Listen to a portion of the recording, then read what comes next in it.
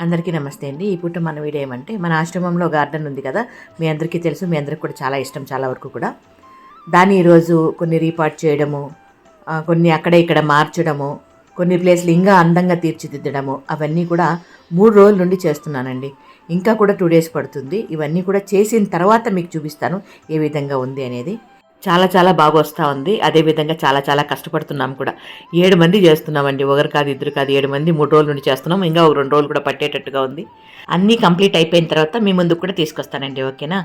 ఇంకా మన గార్డెన్లో అందమైన తామర పువ్వు వచ్చిందని మన వీడియో పెట్టాను కదా, ఆ తామర పువ్వుకి అయితే వచ్చిన అభిమానులు, మేము మన ఆశ్రమ వాసులు అందరూ కూడా భక్తిగా దండం పెట్టుకుంటున్నామండి. ఎందుకంటే ఈ తామర పువ్వులో సాక్షాత్ మహాలక్ష్మి అమ్మవారు ఉన్నట్టుగా అనిపిస్తూ ఉందండి.